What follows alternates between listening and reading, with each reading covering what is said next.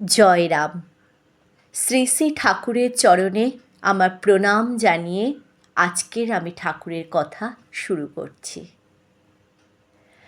ঠাকুর রোহিণীবাবুর বাড়িতে অবস্থান করছেন মজফ্ফরপুরে। ঘরে ঠাকুর বসে আছে এবং রোহিণীবাবুর স্ত্রী, বোন এবং অন্যান্য কয়েকজন ঠাকুরের মুখ নিঃসৃত কথা শুনে যাচ্ছেন। হঠাৎ টিনের ঘরে একটি বেশ বড় শব্দ হলো। একটা কাক উচ্চ শব্দে কা কা করতে লাগলো।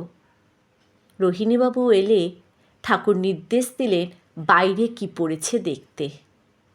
রোহিণীবাবু ঠাকুরকে জানালেন, ঠাকুরমশাই, কি সুন্দর একখানি আমসত্ত্ব কাকটি মুখে করিয়া এখানে ফেলিয়াছে। ঠাকুর বললেন, যেখানে কাকের ঠোঁটে দাগ পড়িয়াছে শুধু সে জায়গাটা বাদ দিয়া আপনারা খান। রোহিণীবাবুর মনে সংশয়, ঠাকুরের আদেশও লঙ্ঘন করা যায় না। এদিকে কাকের মুখের আমসত্ত্ব খেতেও ইচ্ছা যায় না। তবু ঠাকুরের আজ্ঞা পালন হলো। ভক্তবৃন্দ ওই সুস্বাদু আমসত্ত্ব খেয়ে পরিতৃপ্ত হলেন। আমসত্ত্বর প্রতিটি স্তরে রয়েছে দুধের স্বর, মিছরির টুকরো, আমের সুস্বাদু স্তর, যা অত্যন্ত উপাদেয়। কিন্তু কোত্থেকে এলো এই আমসত্ত্বটি? কার নিপুণ হাতে তৈরি? কয়েকদিন পর আসল ঘটনাটি জানা গেল। ঠাকুরের নামে মালদহ থেকে একখানা চিঠি এলো। এই চিঠিখানির বক্তব্য এখানে তুলে ধরা হলো।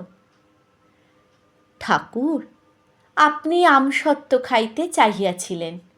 অতি যত্নে 1 মাস ধরিয়া একখানি আমসত্ত্ব প্রস্তুত করিয়াছিলাম। মনে করিয়াছিলাম আপনি এখানে আসিলে ওই আমসত্ত্বখানা আপনার ভোগে উৎসর্গ করিব। অনেক দিন হইয়া গেল আপনি আসিলেন না।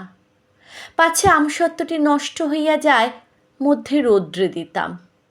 আজ আমসত্ত্বখানি রৌদ্রে দিয়া কাক তাড়াইবার জন্য ঘরে একটা লাঠি আনতে গিয়াছিলাম। এরই মধ্যে একটি কাক আমসত্ত্বখানি লইয়া পলায়ন করিল। আমার এই সাধের আমসত্ত্বখানি আর ঠাকুরের ভোগে দেওয়া হইল না। ঠাকুরের নামে উৎসর্গ করা কোনো খাবার বা বস্তু ঠাকুরকে মনে প্রাণে শ্রদ্ধা ভরে নিবেদন করলে ঠাকুর নিজেই তা গ্রহণ করেন। এই আমসত্ত্ব গ্রহণ তারই প্রমাণ। জয় রাম, জয় গোবিন্দ।